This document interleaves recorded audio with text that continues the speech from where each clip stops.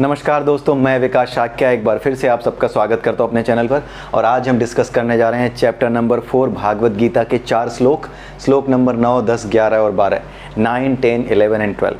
ठीक है, लेकिन उससे पहले हर बार की तरह, जैसा कि हर वीडियो शुरू करने से पहले एक मैसेज मैं ज़रूर देता हूँ कि अगर आपको भागवत गीता के सभी श्लोकों को ठीक से समझना है, सभी चैप्टर्स को ठीक से समझना है, तो परा अपरा प्रकृति के 3 गुण, प्रकृति के 24 तत्व, मन बुद्धि अहंकार, शरीर के हमारे जो 5 कोश होते हैं, 5 जो सेल्स होते हैं हमारी बॉडी के, उनके बारे में और उन 5 कोशों पर किस तरह से शरीर प्रकृति के तत्वों और प्रकृति के गुणों का प्रभाव पड़ता है, उसके बारे में जानकारी लेना बहुत आवश्यक है। और ये जानकारी मिलती है चैप्टर नंबर 13 और चैप्टर नंबर 14 से। इसलिए सबसे पहले आप चैप्टर नंबर 13 और 14 को ध्यान से पढ़ जाइए, क्योंकि अगर आप चैप्टर नंबर 13 और 14 पढ़ जाते हैं, उसके बाद कोई भी श्लोक उठाएंगे भागवत गीता का, तो उन सभी का सार इन्हीं के इर्द गिर्द घूमता है। उसको समझने के लिए जो बुद्धि चाहिए वो यहीं से आप डिराइव करते हो। यही जो उपनिषदों का संदेश है, यही आपकी मदद करते हैं।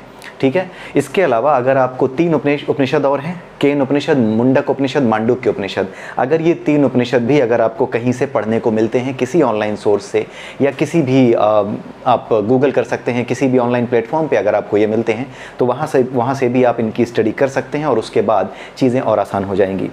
बट बेटर यही होगा कि आप जिस तरीके से हमने इन श्लोकों को, इन चैप्टर्स को पढ़ा है, लाइक पहले हमने 13 से 18 तक पढ़ा है चैप्टर्स को, उसके बाद चैप्टर नंबर 7 से चैप्टर नंबर 12 तक पढ़ा है, उसके बाद अब हम चैप्टर नंबर 1 से लेकर के चैप्टर नंबर 6 तक पढ़ने जा रहे हैं, और उस सीक्वेंस में हम चैप्टर नंबर 4 पे हैं। यानी इसके बाद 5th और 6th 2 चैप्टर और बचेंगे, और इस तरीके से पूरी भागवत गीता समाप्त हो जाएगी। जैसे ही 6 चैप्टर हम समाप्त करेंगे और हम सारे चैप्टर्स कवर कर लेंगे।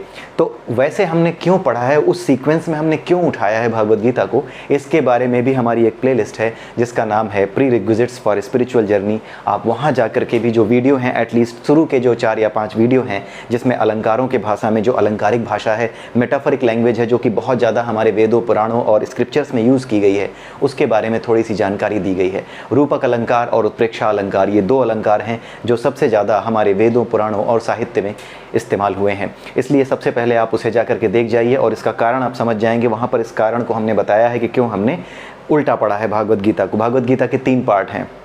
पहले 6 चैप्टर में फिलॉसफी है, दूसरे के 6 चैप्टर्स में साइकोलॉजिकल और आपकी जो स्पिरिचुअल रीजनिंग है वो डेवलप होती है, और लास्ट के जो 6 चैप्टर हैं वो साइंस हैं। तो पहले हमने साइंस पढ़ा है, उसके बाद हमने अपनी स्पिरिचुअल रीजनिंग को डेवलप किया है, उसके बाद अब हम फिलोसॉफिकल पार्ट को पढ़ रहे हैं। ठीक उसी तरीके से जिस तरीके से इस दुनिया में हम ज्ञान प्राप्त करते हैं, पहले हम चीज़ों को समझते हैं, उनके प्रिंसिपल्स को समझते हैं, सिद्धांत को समझते हैं, पहले विज्ञान समझते हैं, विज्ञान के सिद्धांतों को समझने के बाद हम अपनी प्रकृति में होने वाली घटनाओं की व्याख्या करना सीखते हैं। और जब हम व्याख्या करना सीखते हैं तो उसका मतलब होता है कि हम अपनी रीजनिंग कैपेबिलिटी डेवलप कर रहे हैं। और उसके बाद हम कहाँ आते हैं, जब हमारी रीजनिंग कैपेबिलिटी बहुत ज़्यादा डेवलप हो जाती है, तब हम क्या करते हैं, हम फिलॉसफी की ओर आते हैं, उस सब्जेक्ट की, यानी हम PhD करते हैं। तो इस सीक्वेंस में ही इस दुनिया में हम चलते हैं। इसी वजह से इसी सीक्वेंस में हमने भागवत गीता को पकड़ने का प्रयास किया, क्योंकि ये बहुत बार मेरे मन में आता था कि आखिर में लोग ऐसा क्यों कहते हैं। और कई बार मुझे भी ऐसा लगता था कि शुरू से जब मैं पढ़ता था तो बात कुछ और थी, लास्ट के चैप्टर्स पढ़ता हूँ तो ऐसा लगता है कि अगर मैं इनको पीछे ले जाऊँ सीक्वेंस को, तो शायद बेहतर तरीके से ये समझ में आए। और ये कई बार मुझे महसूस हुआ, और उसके बाद हम लोगों ने इस तरीके से भागवत गीता को इस तरीके से वीडियो बना करके हमने डालने शुरू किए। और इसका लाभ आई होप कि आप सबको मिल रहा होगा, जो हमारे साथ बहुत पहले से जुड़े हुए हैं, जो पहले वीडियो से ही हमारे इस चैनल के साथ जुड़े हुए हैं। तो आइए अब हम देखते हैं आज के जो 4 श्लोक हैं उनके बारे में स्टडी करते हैं कि क्या है इन 4 श्लोकों में। तो भगवान कृष्ण 9वें श्लोक में कह रहे हैं कि हे अर्जुन, जो मेरे आविर्भाव का मतलब अवतार का मतलब हमने पिछले वीडियो में समझा है।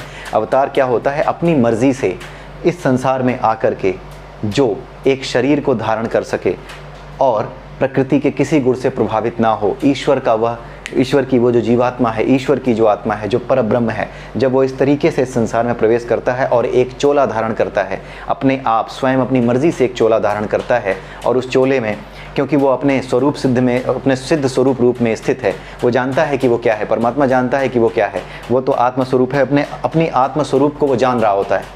परमात्मा सब कुछ जान रहा होता है, तो अपने आत्मस्वरूप का उसे हमेशा ज्ञान रहता है।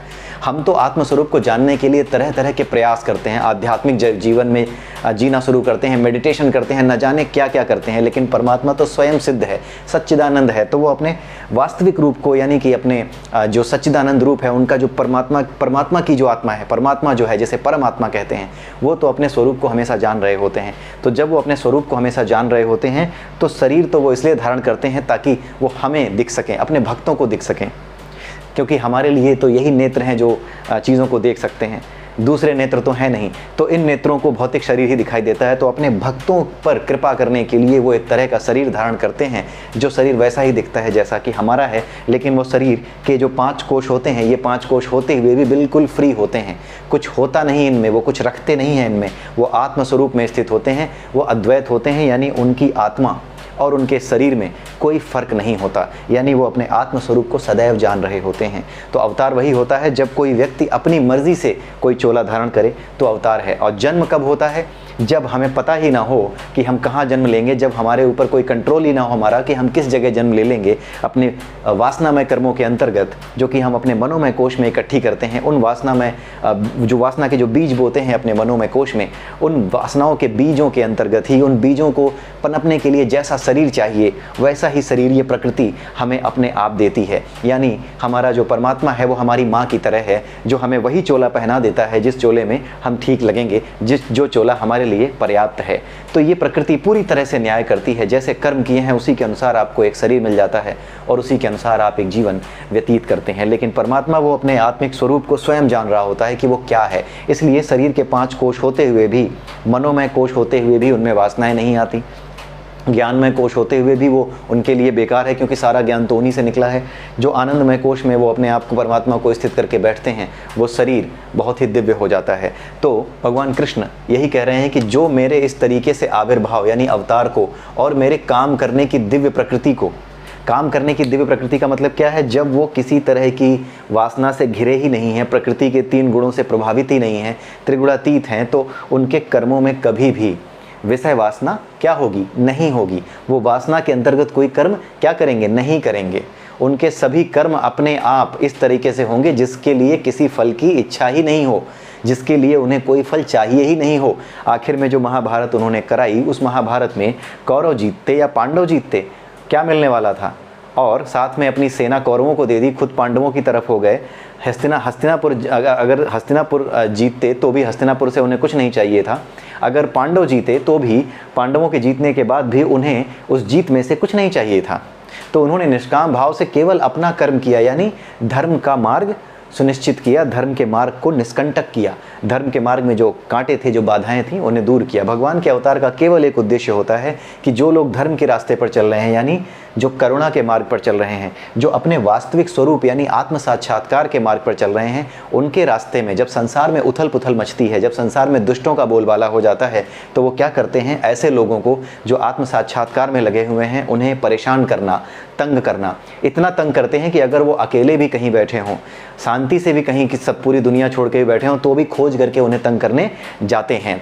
जैसे आपने देखा होगा कि नास्तिक और आस्तिक 2 लोगों में बड़ा फ़र्क आपने देखा होगा। अगर आपका कोई दोस्त नास्तिक है तो वो अपनी बातें आपसे ज़्यादा शेयर करता होगा कि ये देखो मैं तुम्हारे भगवान के लिए क्या लेकर आया हूँ, कैसे मजाक बनाया है तुम्हारे भगवान का, देखो मैं तर्क लेकर आया हूँ। वो इतने ज़्यादा मैसेज आपको फॉरवर्ड करता होगा, इतने ज़्यादा मैसेज तो आपका जो आस्तिक दोस्त है, जो भगवान में मानता है, वो भी इतने मैसेज फॉरवर्ड नहीं करता होगा जितना कि नास्तिक करता है। वो बार बार आपके मन को विचलित करने का प्रयास करता है। तो इस तरह की चीज़ें जब ये नास्तिक लोग करते हैं, तो वो लोग और साथ में जो दूसरे दुष्ट लोग हैं जिनके हाथ में पावर आ गई है, जो ये सोचते हैं कि ये इन्हें तो हम देख भी नहीं सकते, इन्हें मार डालो, काट डालो, तो वो क्या करते हैं? ऐसे लोग मिल करके, जो लोग आत्म साक्षात्कार के मार्ग पर प्रशस्त हैं, उनको मारना, काटना, उनके साथ अन्याय करना शुरू करते हैं, उनका मार्ग कठिन बनाते हैं। तो इनके मार्ग को सही करने के लिए, क्योंकि ये प्रकृति का चक्र है, जो लोग अपने कर्मों को काट करके वापस अपरा से होते हुए परा में जाना चाहते हैं, उस चक्र का बिगड़ना ठीक नहीं है, नहीं तो ये अपरा का जो मशीनरी है उसका उद्देश्य पूरा नहीं हो पाएगा। इसलिए होता क्या है कि इस अपरा में वो स्वयं प्रवेश करते हैं जब हमारे हाथ में बातें नहीं रह जाती, जब तम इतना ज़्यादा बढ़ जाता है कि सतोगुणी लोग या फिर दूसरे क्षत्रिय, ब्राह्मण, क्षत्रिय, वैश्य, कोई भी हों, किसी भी तरह के लोग हों जो अपने प्रयासों से भी इन्हें पराजित नहीं कर पाते, तो वो स्वयं आते हैं कि मुझे सब पता है, चिंता ना करो। वो केवल और केवल किसी को मारने नहीं आते, वो अपने भक्तों के लिए ही आते हैं। अगर भक्तों के मार्ग में कोई बाधा ना हो, संसार में कितनी भी उथल पुथल मच रही हो, लेकिन भक्तों में के मार्ग में कोई बाधा ना हो, तो वो सब भक्तों पे ही छोड़ देते हैं। क्यों? क्योंकि भक्त खुद अपने काम कर लेते हैं। वो संसार में शांति लाने के लिए किसी न किसी रूप में अपनी बातें कहना शुरू कर देते हैं, लोगों तक अपनी बातें, ईश्वर का संदेश पहुंचाना शुरू करते हैं, लोगों के हृदय में एक दूसरे के प्रति प्रेम का भाव जगाने का प्रयास करने लगते हैं। या फिर कुछ ऐसे लोग होते हैं जो शक्तिशाली होते हैं, जो दुष्टों का वध कर सकते हैं, तो वो खुद दुष्टों का वध कर देते हैं। अपने भगवान पर विश्वास रखते हुए, जैसे अर्जुन था, ईश्वर पर विश्वास रखते हुए युद्ध कर रहा था, भगवान कृष्ण ने ना तो उसके साथ युद्ध किया ना कुछ, वो केवल उसके रथ पर बैठे रहे, केवल उसे प्रेरणा देते रहे। तो जो भी भक्त होता है वो ताकतवर होता है अगर, तो वो जितने भी दुष्ट होते हैं उन दुष्टों को स्वयं समाप्त करना शुरू कर देता है, भगवान के इस ज्ञान को जानते हुए कि भगवान जो कुछ करते हैं हम वो भगवान की मर्जी से ही करते हैं। इसलिए अगर संसार में कहीं अधर्म फैल रहा है तो ये जो ईश्वर का काम है कि वो हमारे माध्यम से इस अधर्म को दूर करेगा, तो इस काम को करने के लिए वो अपने सभी कर्मों का फल समाज को, विश्व को, राष्ट्र को सौंप देता है। और ये कहता है कि समाज में जो अधर्म फैल रहा है, जो लोगों के साथ अन्याय हो रहे हैं, जो न्याय समाप्त हो रहा है, हमारे पास यदि शक्ति है इस अन्याय को समाप्त करने की, तो आओ मिलकर इसे समाप्त करें। और ऐसे लोग मिल करके संसार में एक धर्म युद्ध की रचना करते हैं। ईश्वर के न होते हुए भी ये लोग एक प्रकार से कई बार धर्म युद्ध लड़ते हैं, जिसमें गलत की हार होती है, सही की जीत होती है। ठीक है, तो इस तरीके से भगवान के जो आविर्भाव को, यानी उनके अवतार लेने को और उनके कर्मों की दिव्य प्रकृति को जानता है। कर्मों की दिव्य प्रकृति क्या? अपने भक्तों की रक्षा करने के लिए अवतार लेना और दुष्टों को मार करके उस रास्ते को वापस सही कर देना, जिस रास्ते पर आत्म साक्षात्कार में जाने वाले लोग लगे हुए थे। ठीक है, तो जो कर्मों की दिव्य प्रकृति को जान लेता है वह इस संसार में जन्म नहीं लेता। यानी अगर आप इस चीज़ को जान गए हैं और इस चीज़ में स्थित हो गए हैं, इस चीज़ पर आपका पूरा विश्वास हो गया है, तो ऐसा व्यक्ति इस संसार में जन्म नहीं लेता और मेरे धाम यानी परमात्मा के धाम को प्राप्त होता है। ठीक है, अगला श्लोक देखते हैं, 10वें श्लोक में भगवान कृष्ण कहते हैं, आसक्ति भय तथा क्रोध से मुक्त होकर मुझ में पूर्णतया तन्मय होकर। आसक्ति यानी किसी चीज़ में अटैच हो जाना, भय, डर, ये जितनी चीज़ें लिखी हैं, आसक्ति, भय, क्रोध, ये सब पाप की ओर ले जाती हैं। भय भी एक प्रकार का पाप है, भय से बड़ा कोई पाप नहीं है। भय भी एक प्रकार का पाप है। क्रोध, कौन सा क्रोध? जो तामसिक क्रोध है, अपनी आसक्ति से उत्पन्न होने वाला क्रोध है। किसी भौतिक इच्छा, किसी भौतिक वासना, किसी गंदी वासना को पूरा करने के उद्देश्य से जब हमें क्रोध आता है, या फिर जब वो वासना पूरा नहीं होती तब उस वासना को पूरा करने के लिए जो क्रोध आता है कि इसे मार डालूंगा, कुछ भी कर डालूंगा, किसी भी तरीके से ये चीज़ मुझे चाहिए थी, मुझे नहीं मिल रही तो मैं इसे नष्ट कर दूंगा। तो इस तरह की भावना के साथ जो क्रोध आता है, उस क्रोध की बात हो रही है। कुल मिला के यहाँ पे उस आसक्ति, उस भय और उस क्रोध की बात हो रही है जो कि वासनाओं से युक्त है, जो कि तमोगुण से प्रेरित है। तो आसक्ति, भय और क्रोध, इन तीनों से मुक्त होकर तमोगुणी आसक्ति यानी इंद्रिय विषयों में आसक्ति, भय आखिर में पाप क्यों है? आप जरा सोचिए, आप किसी वजह से डर रहे हैं, कोई व्यक्ति ऐसा है जो कि गलत कर रहा है, लेकिन आप डर रहे हैं कि मेरा नुकसान हो जाएगा, कहीं ऐसा ना हो कि मैं कुछ कह दूं तो मेरा नुकसान हो जाए। आप अपने नुकसान के डर से क्या कर रहे हैं? अन्याय का विरोध नहीं कर रहे हैं। इससे अन्याय करने वाले को शक्ति मिल रही है। तो आपका भय किसको शक्ति दे रहा है? अन्याय को शक्ति दे रहा है, अधर्म को शक्ति दे रहा है। इसीलिए जो भी चीज़ जो अधर्म को शक्ति देती है वो क्या है? वो पाप ही तो है। इसलिए आपका भय भी क्या है? पाप है। इसीलिए भय को भी पाप कहा गया है। भय भी पाप है। ये मत समझिए कि डर एक स्वाभाविक वृत्ति है। अगर डर इसलिए लगे कि हाँ कोई चीज़ अचानक से सामने आ गई जो हमने नहीं देखी थी, या कुछ ऐसा है, परिस्थिति आ गई, वो डर अपने उसमें है, निर्णय लेने के समय वो डर नहीं है, बल्कि वो अपनी स्थिति की वजह से डर है कि हाँ पता नहीं क्या हो गया। कुछ ऐसा हो, किसी को जब हार्ट अटैक आता है या फिर कुछ ऐसी स्थिति बनती है कि वो घबराहट उसको होने लगती है, तो वो भी एक भय क्रिएट करता है। तो मैकेनिकल भय की बात नहीं हो रही है, ये उस भय की बात हो रही है जो निर्णय लेने की शक्ति का ह्रास करता है, उसको छीन करता है। ये उस भय की बात हो रही है। ऐसा भय जो आपको निर्णय लेने से रोके कि ये गलत हो रहा है, इसे रोकने का कोई उपाय किया जाए। जब उसको रोकने से आपका भय रोके आपको, जब उस चीज़ को रोकने से, अन्याय के विरुद्ध आवाज़ उठाने से आपका भय आपको रोके, तो ये भय क्या है? ये भय पाप है, क्योंकि अंत में ये उसी अधर्म को क्या कर रहा है? बढ़ावा दे रहा है। इसीलिए तो जो व्यक्ति आसक्ति, भय और क्रोध से मुक्त है, भगवान कृष्ण कह रहे हैं कि ऐसे बहुत से लोग थे जो आसक्ति, भय और क्रोध से मुक्त होकर मुझ में पूर्णतया तन्मय होकर, जब कोई व्यक्ति आसक्ति, भय और क्रोध से मुक्त होता है तो उसका मतलब क्या है? वो वासनाओं के बीज अपने मनोमय कोश में नहीं डाल रहा है। जब वासनाओं के बीज अपने मनोमय कोश में नहीं डालेगा तो ज्ञानमय और जो आनंदमय कोश है वो मन के लिए उस रास्ते को देख पाना आसान हो जाएगा। जब तक वासनाओं के बीज हैं तब तक मन अंदर नहीं देख पाता, मन उन्हीं में उलझा रहता है, उन्हीं वासनाओं में। जैसे ही उन वासनाओं से आप हटते हो, कैसे हटते हो? भक्ति योग से, ज्ञान योग से या फिर कर्म योग से। जब आप उनसे हटने का प्रयास करते हो, प्रैक्टिस करने से होता है, प्रैक्टिस के बारे में बहुत बार बता चुका हूँ। तो प्रैक्टिस करने से जब आपके मन से ये वासनाएं समाप्त हो जाती हैं मनोमय कोश से, तो आप अपने मनोमय कोश में, यानी आपका जो मन है मनोमय कोश से, आप अपने ज्ञानमय और आनंदमय कोश जिसमें कि आप अपनी आत्मा रहती है उसकी तरफ आसानी से देख पाते हो। जब आप उसे आसानी से देख पाते हो तो उस आत्मा के साथ परमात्मा के संबंध यानी परमात्मा को भी समझ पाते हो, उनमें तन्मय हो पाते हो और उनकी शरण में पहुंच जाते हो। भगवान कृष्ण यही कह रहे हैं कि इस तरह से बहुत से लोग भूतकाल में यानी बीते हुए समय में मेरे ज्ञान से पवित्र हो चुके हैं। कौन से ज्ञान से? कि ये किस तरह से काम करते हैं। इसीलिए इस चैप्टर का नाम दिव्य ज्ञान है। यहाँ पे भगवान वो बता रहे हैं कि वो किस तरह से काम करते हैं, वो क्या हैं, कैसे हैं, कैसे बने हैं, इसके बारे में जानकारी पूरी आपको नहीं मिल सकती, मिलेगी ही नहीं। भगवान कृष्ण ने खुद कहा है कि मैं क्या हूँ ये कोई नहीं जानता, लेकिन तुम क्या हो, इस संसार का हर व्यक्ति, हर जीव क्या है, कैसे बना है, किस तरह से काम करता है, क्यों उसका जन्म हुआ है, कब मरेगा, अगला जन्म कैसा होगा, किस तरह का होगा, ये सब मैं जानता हूँ, लेकिन तुम तो अपने जन्म के बारे में भी नहीं जान सकते। तो भगवान कृष्ण यहाँ पे यही बता रहे हैं कि जिन लोगों ने आसक्ति, भय और क्रोध, इन चीज़ों को त्याग दिया है जो कि तमोगुण से उत्पन्न थे, इन चीज़ों को त्याग दिया है। हमने लास्ट चैप्टर में जो 18वां चैप्टर था, पहले हमने 13वें से 18वां चैप्टर पढ़ा है। 18वें चैप्टर में हमने पढ़ा है कि हमारा जो भक्ति है, हमारा जो आसक्ति है, हमारा जो भय है, हमारा क्रोध है, ये सारी चीज़ें, जितनी भी चीज़ें हैं, ये सत, रज और तम से प्रभावित होती हैं। हमारा दान, जो दान हम करते हैं, वो दान भी सतोगुणी हो सकता है, रजोगुणी हो सकता है, तमोगुणी हो सकता है। तो सतोगुणी दान की संस्तुति की जाती है, उसकी ये की जाती है कि हाँ आप ये करिए, इसी को करिए, आज्ञा नहीं दी गई है, कहीं एक रिकमेंडेशन दी जाती है। ठीक है, तो भगवान कृष्ण अब अर्जुन को ये बता रहे हैं कि प्राचीन काल में जितने भी लोग हुए हैं उन्होंने अपनी आसक्ति, भय और क्रोध यानी अपने मन से वासनाओं का त्याग करके मेरे ज्ञान से पवित्र होकर के मेरे धाम को और मेरे प्रति दिव्य प्रेम को प्राप्त किया है। ये कैसे है ये समझाने की आवश्यकता नहीं है, क्योंकि 13वें से 18वें चैप्टर में खूब ढंग से और उसके बाद 7वें से 12वें चैप्टर में खूब ढंग से बार बार हमने इन चीज़ों को डिस्कस किया है। ठीक है, तो ये चीज़ें इसीलिए अब हमारे लिए आसान हो गई हैं। पहले से 6ठे चैप्टर जो हैं भागवत गीता के, ये सबसे ज़्यादा टफ हैं, सबसे ज़्यादा टफ हैं, लेकिन ये आपके लिए आसान इसलिए हो गए हैं क्योंकि हमने इन चीज़ों को पहले पढ़ लिया है। 13वें से 18वें चैप्टर को पहले पढ़ लिया है। अब इसमें आत्म साक्षात्कार में प्रगति का मार्ग क्या है वो बताया गया है। आत्म साक्षात्कार में प्रगति का सीधा सा मार्ग है, सबसे पहले व्यक्ति को अपने भीतर आत्म साक्षात्कार के प्रति इच्छा जगनी चाहिए।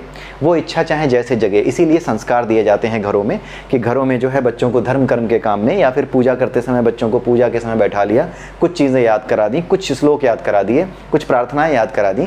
ये सारी चीज़ें बच्चों के साथ हमें करनी पड़ती हैं ताकि जब वो बड़े हों तो वो उन विषयों से जुड़े रहें और धीरे धीरे जब वो इन चीज़ों को समझने लगें कि वास्तव में इन पूजा, इन पद्धतियों का वास्तविक अर्थ, वास्तविक जो लक्ष्य है वो किसकी प्राप्ति है, ईश्वर की प्राप्ति है। यानी अपने आप को आध्यात्मिक जीवन में केंद्रित करना या फिर अपने आप को आत्म साक्षात्कार के लिए प्रेरित करना, यही इन पूजा पद्धतियों का आखिरी लक्ष्य है ताकि हम परमात्मा के दिव्य स्वरूप को प्राप्त कर सकें।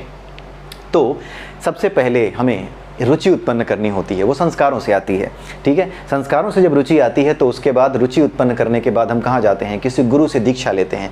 हम इस लायक बनते हैं कि गुरु हमें जो है दीक्षा दे सके। हम अपने आप को पवित्र करके इस लायक बनाते हैं स्वाध्याय के माध्यम से, पूजा पद्धतियों के माध्यम से या फिर जो है भक्ति के माध्यम से, जो हम छोटे मोटे जो है अभ्यास करते हैं भक्ति के, उनके माध्यम से जब अपने आप को इस लायक बना लेते हैं कि कोई गुरु हमें दीक्षा दे सके तो गुरु दीक्षा देता है। ये दूसरा स्टेप होता है।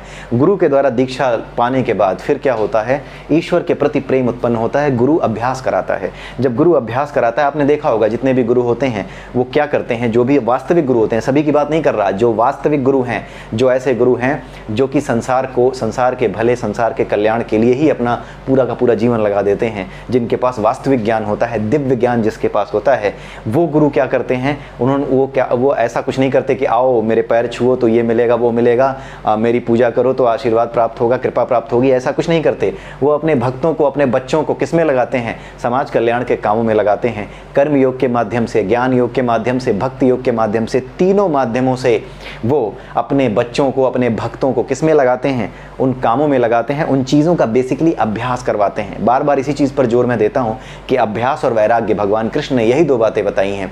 तो जो गुरु होते हैं वो भी अभ्यास ही करवाते हैं। जब वो कहीं किसी जगह पर कोई योजना बनाते हैं कि आज जो है बच्चों के लिए निःशुल्क कैंप लगना है, आज जो है जो हमारे समाज के बूढ़े बुजुर्ग लोग हैं उनके लिए क्या होगा, हम निःशुल्क कैंप लगाएंगे उनकी आंखों की जांच करने के लिए। तो ये क्या है, निष्काम कर्म, जिसके बदले में कुछ नहीं मिलना। तो वो जो डॉक्टर हैं, बड़े बड़े डॉक्टर हैं जो कि उन गुरुओं से जुड़े हुए हैं, उन डॉक्टरों को बुलाते हैं, वो निःशुल्क सेवा, वो निस्वार्थ सेवा देते हैं। आपने जैसा देखा होगा गुरुद्वारे में भी, आपने जैसे देखा होगा, जो सिख धर्म है हमारा, इतना प्यारा धर्म है कि वो लोग हमेशा अपने गुरुद्वारे में जा करके, बड़े से बड़ा आदमी चाहे कितना भी बड़ा आदमी हो, वो जा करके जूते पॉलिश करता है, वहाँ सेवा देता है, लोगों के झूठे बर्तन धोता है। ऐसा करके वो अपने भीतर के अहंकार को मारने की प्रैक्टिस करता है। ये प्रैक्टिस होती है। सोचिए आप जा करके, कोई व्यक्ति जो ये सोचता है हम किसी का झूठा ग्लास नहीं उठाएंगे, वो वहाँ जाकर सेवा देता है, झूठे बर्तनों को उठाता है, झूठी पत्तलों को उठाता है, उन्हें साफ करता है, जूते साफ करता है, सेवा देता है। ऐसा करके वो अभ्यास करता है, किसका, सेवा का अभ्यास करता है, निष्काम कर्म का अभ्यास करता है, जिसके बदले उसे कुछ नहीं मिल रहा। तो ऐसे काम कराने की प्रैक्टिस कौन करता है, गुरु कराता है। और जब गुरु इस तरह के कामों में लगाता है कि हाँ, निष्काम कर्म योग में आप काम कर सको या ज्ञान योग में आप काम कर सको, जिस भी योग में, भक्ति योग में काम कर सको, तो किसी एक योग में, हर तरह के योग की वो आपसे प्रैक्टिस कराना शुरू करता है। जैसे जैसे प्रैक्टिस होती है, आपके मन से वासनाएं क्या होती हैं, गायब होने लगती हैं। और जब मन से वासनाएं गायब होने लगती हैं तो आपका ईश्वर के ज्ञान के प्रति और ईश्वर के प्रति प्रेम क्या होता है, बढ़ने लगता है। जब ये बढ़ने लगता है तो क्या होता है, जब ये बढ़ने लगता है तो आप स्वयं ईश्वर की ओर प्रगति करने लगते हो और आपका मन किस में चला जाता है, तीसरे स्टेप में आपका मन परमात्मा के प्रति व्याकुल होने लगता है। अपने परमात्मा को पाने की तड़प जाग उठती है, बिना बात के रोना आता है, बिना बात के आंसू बहते हैं, भक्ति के भाव से आंसू बहने लगते हैं। ऐसे ऐसे भक्त इस स्थिति में आ जाते हैं। ठीक है, तो जब इस स्थिति में भक्त आ जाता है और उसके बाद जब अगली स्टेज आती है, तब वो क्या करता है, वो पूरी तरीके से उसकी जो आसक्ति है, एक तरीके से ये आसक्ति ही होती है कि मुझे ईश्वर को पाना है, मैं उनसे बिछड़ा हूँ, मेरा जो असली स्वरूप है वो परमात्मा का स्वरूप है, परमात्मा का अंश हूँ तो मैं उससे बिछड़ा हुआ हूँ। इस बिछड़ाव की वजह से उसकी आंखों से आंसू बहते हैं कि मैं इससे बिछड़ा हुआ हूँ। ठीक वैसे ही जैसे एक बच्चा अपनी माँ को, बहुत छोटा बच्चा है 6-7 महीने का, अपनी माँ को जैसे ही देखता है, कहीं बहुत देर से देख रहा है, नहीं मिल रही, तो वो रोना शुरू करता है। जब उसे दिखती है तो वो और तेज़ी से रोता है, बहुत से सक करके, केवल अपनी माँ को पाने के भाव से रोता है। जब उसकी माँ उसे गोद में ले लेती है तब उसे शांति होती है। ठीक इसी तरीके से जब ईश्वर के प्रति आसक्ति उत्पन्न हो जाती है और जब ये आसक्ति प्रेम में बदल जाती है, निस्वार्थ प्रेम में कि बस मुझे इसे पाना है, ये पाने की इच्छा भी जब खत्म हो जाती है कि मुझे इसे पाना नहीं है, बस ये मुझे गोद ले ले, मेरे हाथ में कुछ नहीं है, तू ही मुझे गोद ले ले माँ। जब इस तरह की बात, मतलब जिस तरह से बच्चा अपनी माँ की ओर बढ़ता है ना, जब एक भक्त इस तरीके से अपने भगवान की ओर बढ़ता है, तभी उसे क्या मिलती है, वास्तविक शांति और वास्तविक सुख मिलता है, जिसे मुक्ति कहते हैं। ये बहुत ही सिंपल सी व्याख्या है, इसमें कोई साइंस ऐसा नहीं है, कोई रॉकेट साइंस इसमें कोई लगा हो। हम जिन भावनाओं के साथ जीते हैं, उन्हीं भावनाओं से ईश्वर ने इस संसार को बनाया है और उन्हीं भावनाओं से खुद तक पहुंचने का मार्ग भी बनाया है। उसी भावना को हम भक्ति का भाव कहते हैं। ठीक है, तो ये आत्म साक्षात्कार में प्रगति के मार्ग के 4 स्टेप हैं। ठीक है, यही 4 स्टेप्स बताने थे, क्योंकि अच्छी कहीं किसी किताब में मैंने लिखा हुआ देखा था, तो मुझे लगा कि ये बताना बहुत ज़रूरी है, तो मैंने जो है इसको बताने का प्रयास किया। बेसिकली ये हमारी जो इस्कॉन की जो किताब आती है, श्री कृष्ण भागवत गीता की यथारूप की, उसमें ये इस श्लोक के आगे इसको एक्सप्लेन करते समय ये चीज़ वहाँ लिखी हुई थी, तो मैंने सोचा ये बताने लायक है तो इसे बताते हैं। ठीक है, और 11वें श्लोक में देखते हैं भगवान कृष्ण क्या कह रहे हैं। भगवान कृष्ण 11वें श्लोक में कहते हैं कि जो जिस भाव से मेरी पूजा करता है, मैं उसी भाव से उसे फल देता हूँ। ये आ गई ना वही बात जो हम बार बार डिस्कस करते हैं। हमने कई बार इस चीज़ को डिस्कस किया है कि भागवत गीता पढ़ते समय बहुत से लोग ये कहते हैं कि मुझे पिछली बार कुछ और समझ में आ रहा था, इस बार मैंने पढ़ी तो कुछ और समझ में आ रहा है। दूसरा कहता है नहीं मुझे तो ये समझ में आया, तीसरा कहता है नहीं इस श्लोक का अर्थ तो मुझे ऐसे समझ में आ रहा है, ये तो ऐसा कुछ कह रहा है। तो ऐसा क्यों होता है? ऐसा इसीलिए होता है, भगवान कृष्ण यहाँ पे साफ बता रहे हैं कि जिस भावना से आप मेरी शरण में आते हो, जैसे कोई भी आदमी भागवत गीता तब पढ़ता है जब वो ये सोचता हो, उसकी इच्छा अगर ये हो कि मैं जरा पढ़ करके ना कुछ चीज़ें जान जाऊं जिससे 4 लोगों के बीच में मेरी जो है थोड़ी इमेज बने, तो ये क्या है, ये रजोगुण है, सम्मान की इच्छा से प्रेरित है। तो इसीलिए ऐसा व्यक्ति रजोगुणी रूप में ही सारे श्लोकों के अर्थ समझता है। अगर कोई तमोगुणी व्यक्ति भागवत गीता पढ़ता है तो वो तमोगुणी भाव से ही गीता के अर्थों को समझता है। ऐसा तमोगुणी व्यक्ति क्या कहता है, उसे भागवत गीता में ज्ञान जैसा कुछ नहीं दिखता। जहाँ उसे अपने मतलब की चीज़ दिखती है, जहाँ जहाँ वो चीज़ों को तोड़ मरोड़ करके उल्टी सीधी बात समझ सकता है, वहाँ उसे समझ लेता है। कैसे? जैसे एक जगह पे भागवत गीता में लिखा हुआ है कि सोम रस का पान करने वाला। सोम रस असल में होता कुछ और है, समझा क्या गया है, उसे दारू समझा गया है, शराब समझा गया है। तो वो क्या कहता है, देखो भागवत गीता में भी लिखा है कि दारू पीना होता है। तो तमोगुणी व्यक्ति किस हिसाब से करता है, जैसा उसका भाव है उसी भाव से गीता की उसी बात को जान रहा होता है, सिर्फ उतने ही अंश को जान रहा होता है, उतने ही अर्थ को समझ रहा होता है। ये भगवान कृष्ण ने यहीं पर दिखा दिया है, बता दिया है। तो जो लोग भागवत गीता के साथ जैसा व्यवहार करते हैं, उसके बारे में जैसी बात करते हैं, वो जानते ही नहीं है कि उनके बारे में भी भगवान ने ना यहाँ पे बातें बताई हुई हैं, उनके पोल भी खोली हुई है। इसीलिए भागवत गीता इतना आदरणीय ग्रंथ है और ये जीता जागता परमात्मा ही है। ये वास्तव में एक परमात्मा की शक्ति ही है, उनका ही कहा हुआ, उनकी ही बताई हुई बात है, इसमें कोई शक नहीं होना चाहिए। क्योंकि जिस तरीके से ये हमारी हर चीज़ को पकड़ लेती है, ये कोई साधारण बात नहीं है। और ये भगवान कृष्ण ने 700 श्लोकों में इतने ऑप्टिमाइज्ड, केवल 700 श्लोकों में इतने ऑप्टिमाइज्ड वे में सारी बातें कह डाली हैं। जो कुछ इस संसार में है, आपने देखा होगा, जो कुछ इस संसार में है वो अब तक डिस्कस हो चुका है, उसी की एक्सप्लेनेशन आगे चल रही है। तो भगवान कृष्ण यही कह रहे हैं कि जो जिस भाव से आते हैं, अगर कोई व्यक्ति बहुत परेशान है कि बच्चे का वीज़ा नहीं लग रहा, एडमिशन नहीं हो रहा, शादी नहीं हो रही, तो इसी भाव से दुखी होकर के वो क्या करता है, भगवान की शरण अगर ग्रहण करता है, सोचता है गीता पढ़ें, तो उस गीता में वो यही खोजेगा कि मेरे जीवन में जो संकट आया है वो कैसे दूर हो सकता है। तो वो उन श्लोकों पे ज़्यादा ध्यान देगा जहाँ पर देवी देवताओं की पूजा करने की बात की गई है, लेकिन उन श्लोकों के वास्तविक अर्थ को नहीं समझेगा, सिर्फ उतना ही लेगा जिस भाव में वो स्थित है, जिस भाव से उसे फल मिल सकते हैं कि हाँ देवी देवताओं की पूजा करने से क्या होगा, ये चीज़ें सिद्धियाँ हो जाती हैं, ये चीज़ें प्राप्त हो जाती हैं। तो वो क्या करेगा, कभी वैष्णो देवी जाएगा, कभी कहीं जाएगा, कभी जो है बालाजी जाएगा, कभी कहीं जाएगा, लेकिन वो उन देवी देवताओं के आराधना के वास्तविक अर्थ को नहीं समझता। ठीक है, वास्तविक जो उद्देश्य होता है देवी देवताओं की पूजा का, वो ये होता है कि अपने कर्मों को अगर आप निष्काम भाव से करना चाहते हैं, जैसे अर्जुन, वो महाभारत के युद्ध में भाग लेने जा रहा था जिसके बदले उसे कुछ नहीं मिलने वाला था। ठीक है, वो ऐसे युद्ध में भाग लेने जा रहा था जिसके बदले उसे कुछ नहीं मिलना था, उसे निष्काम भाव से कर्म करना था, केवल धर्म युद्ध लड़ना था। उसके लिए उसने माता दुर्गा की उपासना की और उनसे दुर्गा कवच जो है मांगा, मतलब दुर्गा जी ने दुर्गा कवच उनको दिया। और अर्जुन को देने के बाद जब वो प्रकट हुई तो अर्जुन को उन्होंने समझाया भी कि तुम्हें किसी कवच की आवश्यकता नहीं है, क्योंकि जो कुछ परमात्मा की इच्छा है, जो कृष्ण की इच्छा है, वो उन सभी चीज़ों का पालन तो हम खुद करते हैं। अगर आपने B.R. चोपड़ा की महाभारत देखी हो, महाभारत नहीं भी पढ़ी हो, अगर उसको भी देखा हो, तो वहाँ माता दुर्गा प्रकट होकर खुद कहती हैं कि अर्जुन तुम्हें तो इस कवच की आवश्यकता ही नहीं है, तुम्हारे साथ तो स्वयं परमात्मा है। तो भगवान कृष्ण शुरू से ही उसको ये बताते चले जा रहे थे कि जितने भी देवी देवता हैं, इन सब की कृपा तो तुम पर बनी रहेगी, हमेशा बनी रहेगी। तुम इनके प्रति धन्यवाद देते रहो कि इस संसार में ये जितना भी धन धान्य है, जितनी भी चीज़ें हैं, ये सब चीज़ें इनकी वजह से हो रही हैं, चल रही हैं, इनका वो धन्यवाद देते रहो। लेकिन कभी ऐसा मत सोचो कि इनसे अपनी इच्छा के लिए कोई चीज़ निकाल लें। क्यों? क्योंकि ये तुम्हारी हर इच्छा अपने आप बिना कहे पूरी करते रहते हैं, अगर तुम निष्काम भाव से कर्म करते हो, मेरे लिए कर्म करते हो, निष्काम भाव से, भक्ति भाव से, ज्ञान प्राप्त करने के उद्देश्य से, मेरे दिव्य ज्ञान को प्राप्त करने के उद्देश्य से जब भी कर्म करते हो, तो वो सभी देवी देवता जो इन सभी चीज़ों के अधिष्ठाता हैं, वो स्वयं तुम पे कृपा करते हैं। तो ये चीज़ एक मेटाफरिक वे में समझने लायक है कि माता दुर्गा प्रकट होती हैं और कहती हैं कि तुम दुर्गा कवच क्यों मांग रहे हो, तुम्हें तो स्वयं भगवान कृष्ण का साथ मिला हुआ है, तुम्हें तो स्वयं परमात्मा का साथ मिला हुआ है, जिनकी मर्जी से ही ये सारा कुछ खत्म होना है। हम तो स्वयं उनका साथ देते हैं, हम तो उनके काम के साथ ही अलाइंड हैं, जो कुछ उनको करना है उसी के साथ अलाइंड हैं, फिर तुम्हें किस बात का डर। तो यही चीज़ जो है लोग समझते नहीं हैं कि देवी देवताओं की पूजा करने का उद्देश्य क्या होता है। अगर आप अपने आप को इस संसार में उलझाए रखना चाहते हैं तो उसी भाव से देवी देवता की पूजा करते हैं तो इस संसार में उलझते हैं। जब आप निष्काम भाव से कर्म करते हैं तो यही देवी देवता आपके मार्ग को आसान कर देते हैं परा तक पहुँचने के लिए।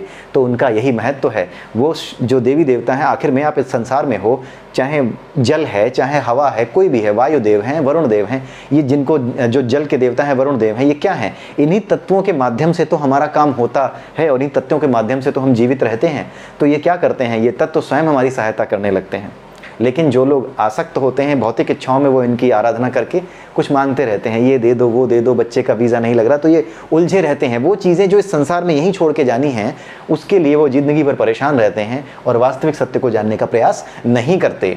तो ऐसे लोगों के लिए ही भगवान कृष्ण कह रहे हैं कि जिस भाव से तुम मेरे पास आते हो, जिस भाव से लोग मेरे पास आते हैं, मैं उसी भाव से उन्हें फल देता हूँ। उसी तरीके से भागवत गीता जो जिस भाव से पढ़ता है, उसे उसी भाव से ये समझ में आती है। जैसी ही भावना भक्ति की की हो जाती है, वैसी ही क्या होता है, ये भागवत गीता अपने वास्तविक रूप में समझ में भक्त को आने लगती है। इनफैक्ट वो कुछ श्लोक पढ़ के ही, एक आध श्लोक पढ़कर ही, एक मैंने बताया ना, हम लोगों ने डिस्कस किया ना कि एक एक श्लोक भागवत गीता का, पूरी भागवत गीता के अलग अलग चैप्टर्स से एक साथ जुड़ा हुआ है, हर श्लोक दूसरे से जुड़ा हुआ है। तो वो किसी एक श्लोक के ही सार तत्व को समझ जाता है, उसी से उसको पूरी भागवत गीता का अंदाजा लग जाता है, वो ज्ञान अपने आप उसके लिए एक दो श्लोक से ही प्रकट हो जाता है। तो ऐसा भक्त जो है कहता है कि बस प्रभु अपना ज्ञान अब जो है मैं जान गया कि आपको जानना ही आपके ज्ञान को जानना है, आपसे प्रेम करना ही सब कुछ है। तो वो क्या करता है, वो भागवत गीता को अगर बंद करके रख भी देता है तो भी ईश्वर की कृपा से, क्योंकि उसके मन की वासनाएं खत्म हो चुकी हैं, तो वो अपने ज्ञानमय कोश को प्राप्त कर लेता है। हमने भी कई बार इस बात को डिस्कस किया है कि जो ज्ञानमय कोश है, जो हमारा ज्ञान है, वो बाहर से नहीं आता, वो भीतर से प्रकट होता है। ये वो इस प्रकृति में अवेलेबल है। जब हम अपने आप को खोलते हैं तो वो ज्ञान अपने आप प्रकट हो जाता है। गौतम बुद्ध के लिए कहा जाता है ना कि गौतम बुद्ध को ज्ञान प्राप्त हो गया। इसका क्या मतलब है, कोई बटन थोड़ी लगा है कि टच से ऑन हो गया, ओ ज्ञान प्राप्त हो गया, मजा आ गया, नहीं, ऐसा नहीं है। जिस क्षण सारी भावनाएं, जिस क्षण सारी वासनाएं समाप्त हो गई, भगवान बुद्ध ने क्या कहा था, वासना जो तृष्णा है वही दुख का कारण है, वही वासना ही दुख का कारण है। उसी वासना की वजह से ही हम परेशान हैं, उसी वासना की वजह से ही हम अपने आप को नहीं जान पाते, यानी बोध को प्राप्त नहीं हो पाते। तो जैसे ही उनकी वासनाएं एक साथ समाप्त हुई, तभी तो ये ज्ञान उन्होंने सामने रखा ना, कि जब सारी वासनाएं, जब आप देखिए लोग कहते हैं जो बौद्ध धर्म है और हिंदू धर्म, उसकी कंपैरिजन करके हिंदू धर्म को 1000 गालियां देते हैं।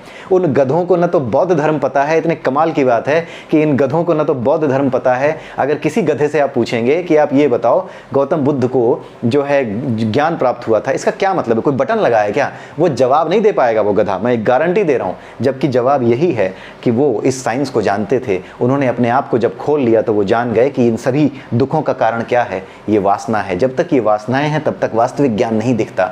जब ये वासनाएं उनके मन से पूरी तरह से नष्ट हो गई, जो उन्होंने पेड़ के नीचे, जो बरगद का पेड़ था जिसके नीचे बैठ करके, बोध गया में जो पेड़ था उसके नीचे बैठ करके जब उन्होंने ज्ञान प्राप्त किया, तो उसका यही मतलब था कि उस बरगद के पेड़ के नीचे या पीपल के पेड़ के नीचे, पता शायद पीपल का पेड़ था या क्या था, आप देख लीजिएगा, वो महत्वपूर्ण नहीं है। वो जब ध्यान में मग्न थे तो एक स्थिति ऐसी आ गई जब उनको पूरी तरह से, उनका मन पूरी तरह से एक क्षण के लिए वैराग्य को हासिल हो गया, यानी वासनाएं क्षण भर के लिए बिल्कुल समाप्त हो गई। जिस क्षण आप खाली होते हो उसी क्षण आप भर जाते हो, किससे, परमात्मा से, बोध से, ज्ञान से। तो जब उनके साथ क्या हुआ, जैसे ही उन्होंने सारी वासनाएं अपने मनोमय कोश की त्याग दी, वैसे ही क्या हो गया, उनके ज्ञान में कोश का रास्ता खुल गया और ज्ञान उनको प्राप्त हो गया। इसी को कहते हैं ज्ञान प्राप्त होना। और कुछ जो गधे हैं, खास करके वो जो पॉलिटिकल गधे हैं, राजनीतिक गधे हैं, वो क्या कहते हैं कि जो हमारे हिंदू धर्म है उसमें बड़ा पाखंड है। उन गधों ने कभी नहीं समझा कि हिंदू धर्म में कहा गया है, और वो गधे हमेशा बौद्ध धर्म और हिंदू धर्म के बीच में एक तरह की टसल करा करके ये जो सनातन है इसे नष्ट करने का प्रयास करते हैं। तो इन गधों के प्रयास को सफल होने से हमें रोक देना है। हमें सिर्फ और सिर्फ वास्तविक ज्ञान को सबके सामने रखना है। गौतम बुद्ध से जुड़े हुए ज्ञान प्राप्त करने के इस बेसिक सूत्र को आप जगह जगह फैला दीजिए, बिल्कुल आग की तरह फैला दीजिए और बता दीजिए कि ज्ञान प्राप्त होने का अर्थ क्या था, तभी इन गधों को शांति मिलेगी।